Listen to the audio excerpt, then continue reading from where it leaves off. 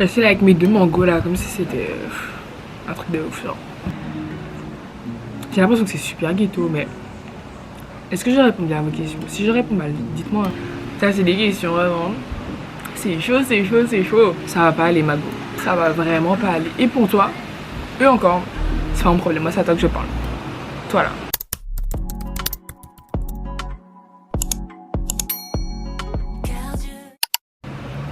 Hello, hello, j'espère que vous allez tous et toutes très bien. Aujourd'hui, comme vous voyez, le cadre a un peu changé. On se retrouve pas dans un vlog, mais aujourd'hui, on va discuter. D'accord, aujourd'hui, c'est chill, c'est cocooning. On va discuter tout en mangeant des mangues.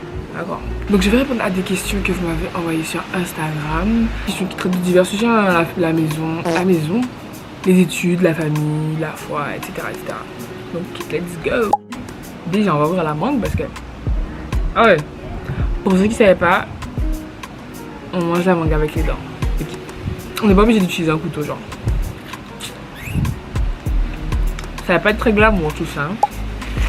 Première question. Alors, bah déjà je suis qui en fait? Who are you girl? Vraiment c'est ça. Alors pour ceux qui ne me connaissent pas, moi c'est Céline. J'ai 18 ans. Je suis congolaise. De Brazza, de mes deux parents. J'habite au Canada pour mes études. Je suis en études de communication. Je viens de finir ma première année, donc en baccalauréat en communication, en art de la communication, à l'université d'Ottawa, du coup à Ottawa, tout simplement. Franchement, quelle idée de parler et de manger en même temps, genre. Ensuite la question c'est, j'ai proposé quel genre de contenu sur YouTube. Honnêtement, bah déjà, commençons par le b.a.-ba. Pourquoi j'ai voulu me lancer sur YouTube? En fait, c'est même pas une sorte de se lancer sur YouTube. En fait, pour moi, c'était vraiment genre un gros parler.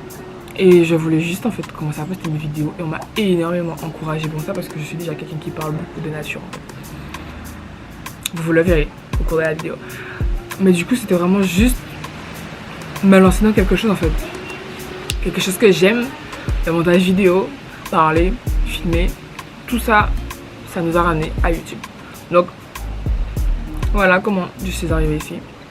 Et proposer quel type de contenu? Ben, principalement, je pense des vlogs.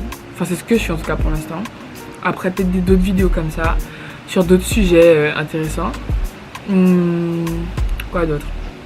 En tout cas, pour l'instant, comme j'ai écrit dans ma bio, on poste une vidéo. Après, on voit où ce que le Seigneur nous mène. Et puis, on y va franco-bango en fait. J'ai l'impression que c'est super ghetto, mais est-ce que je réponds à vos questions? Si je réponds mal, dites-moi. Pourquoi j'aime autant créer du contenu? Je sais pas. Honnêtement, j'ai pas une réponse précise. Je pense plus que c'est un battement de cœur entre grosses guillemets. Que c'est quelque chose vraiment qui me plaît énormément. Partager mon quotidien, parler, tout ça, tout ça. C'est pour ça d'ailleurs que je fais des études de communication. Après, je sais pas encore exactement quel métier je veux faire, mais c'est une des raisons pour laquelle j'ai voulu me lancer du coup dans ces études là. Dans la catégorie, j'ai postulé. Dans la catégorie de la vie compagnie, qu'est-ce qui te manque le plus en Guadeloupe? Les gars, je pense qu'en réalité ce qui me manque le plus en Guadeloupe, c'est ma famille, mes amis et tout, et la nourriture. La bouffe. Je suis désolée mais moi la nourriture nord-américaine, genre du Canada et tout. C'est vraiment parce que je traîne qu'avec des Africains, du coup genre je mange des plats assez variés, mais c'est pas pour dire qu'en mode c'est les meilleurs en termes de gastronomie quoi. Je pense pas. Donc top 2, famille, amis et nourriture. Voilà. Ensuite, est-ce que tu te vois vivre au Canada? Les gars, je sais pas si je me vois vivre au Canada. Je pense que ça dépendra des plans que Dieu a pour moi. En tout cas pour l'instant, j'y suis bien pour mes études. Je trouve que c'est un très bon pays pour y faire ses études. Prochaine question. Que dirais-tu à une étudiante ou un étudiant qui veut faire ses études au Canada? Moi je dirais qu'il faut pas avoir peur. Parce que le Canada c'est... En tout cas pour ceux qui ont vécu en Guadeloupe en tout cas. C'est l'étranger, ça peut faire peur et tout. Mais que il faut se lancer en fait. Enfin il faut se lancer. Il faut toujours tenter, même si on dit refuser. Au moins ça aura rien coûté en fait d'avoir essayé. Je trouve que le Canada en termes d'épanouissement de vie étudiante, C'est vraiment bien. En tout cas, c'est vraiment bien en termes de vie étudiante. L'intégration, c'est autre chose. Mais dans l'ensemble, je trouve que ça va. Et puis au Québec, ce qui est bien, c'est que tu payes pas le même prix que payent les étudiants internationaux. C'est-à-dire qu'il y a une variante entre guillemets de tarifs pour les étudiants français. Ce que je trouve vraiment génial. C'est pour ça que je vous dis que c'est à peu près entre grosses guillemets, à peu près la même chose que si tu étudiais en France dans une école privée en fait. Du coup voilà. Moi maintenant, comment s'est passé mon déménagement au Canada? Question. Ben moi je suis partie toute seule. Mes parents ne pouvaient pas m'accompagner, donc je suis partie toute seule au Canada. Mais ils avaient déjà, entre guillemets, travaillé mon installation avec des gens qui connaissaient sur place et tout. Et c'est vraiment eux qui m'ont aidé là-bas à m'installer, même à m'intégrer dans l'église, dans les groupes, etc.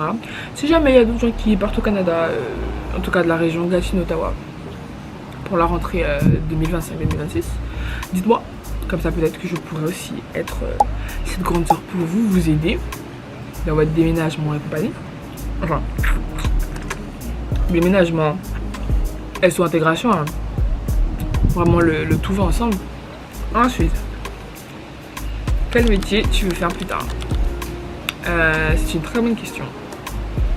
Quand on me pose la question, en général, je dis que je veux devenir journaliste. Ce qui n'est pas faux. C'est la carrière dans laquelle j'ai envie de me lancer, mais c'est pas fixe encore. C'est-à-dire que ça peut changer à tout moment. Et puis le journalisme, c'est grand, entre guillemets. C'est comme la communication. Quand tu dis que tu fais de la communication, enfin, tu fais un peu de tout et de rien, quoi. Du coup, pour l'instant, c'est ce vers quoi j'aimerais me lancer, mais on verra au fur et à mesure comment ça change, comment ça évolue. En tout cas, pour l'instant, c'est ça. J'ai vraiment pris les questions un peu au pif, hein, comme vous avez pu voir. Parce que flemme un peu de suivre des modèles et tout. Non, ici on y va au feeling en fait. Pour toi, qu'est-ce que de vrais amis? Les gars, alors, c'est un sujet que j'ai exploré en long, en large, en travers. Pour moi, de vrais amis. En tout cas, une vraie amitié, c'est basé sur quoi? Sur les valeurs que vous partagez, sur aussi les centres d'intérêt que vous partagez, et sur, entre guillemets, l'affection que vous avez les uns pour les autres. Si vous ne partagez pas les mêmes valeurs, déjà pour moi ça c'est rédhibitoire. Dans le sens où c'est des gens qui n'ont pas les mêmes valeurs que toi, donc forcément à un moment donné, vous allez diverger sur certains sujets qui sont pour moi essentiels à partager. Donc c'est pas tout le monde qu'il faut appeler ami. Tu peux avoir des connaissances, des gens avec qui tu t'entends bien, ok.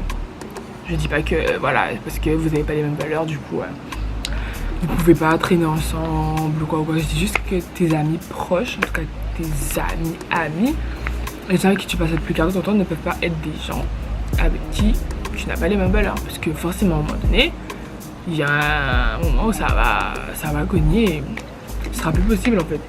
En fait, il y a des amitiés qui vous tirent vers là-bas parce qu'il y a un des 3 points là qui marche pas. En mode tu l'aimes bien mais des fois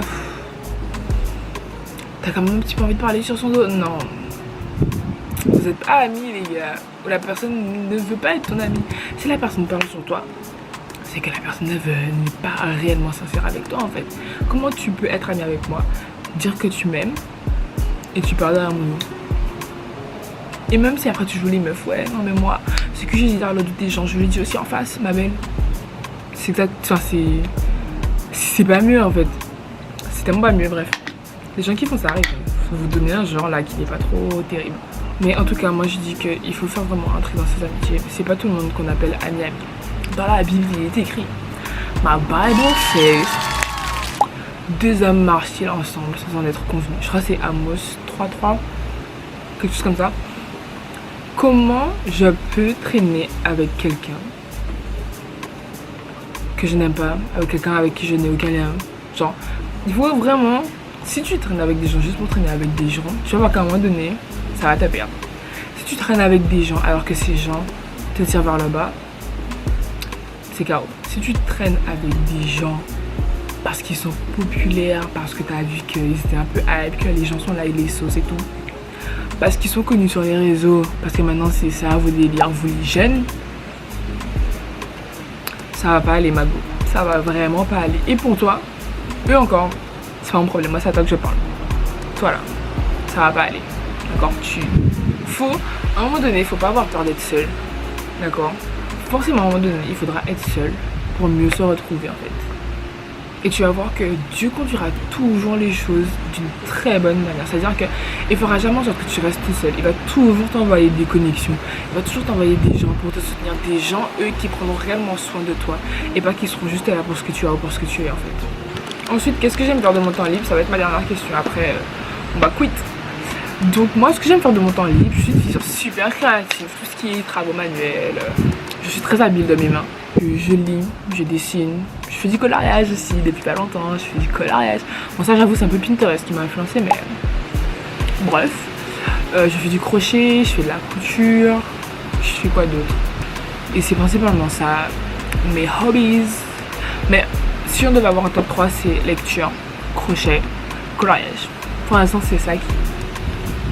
En tout cas voilà les gars, c'est tout pour aujourd'hui. Vraiment là je me sens vraiment dans la peau d'une vraie influenceuse, d'une vraie youtubeuse et tout en mode. J'espère que vous avez aimé cette vidéo, n'hésitez pas à liker, commenter et partager.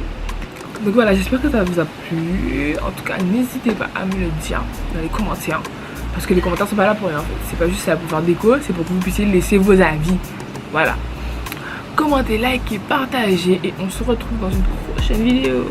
Ce sera sûrement un vlog. Sans spoil, ça sera sûrement un vlog. Et voilà. Bye.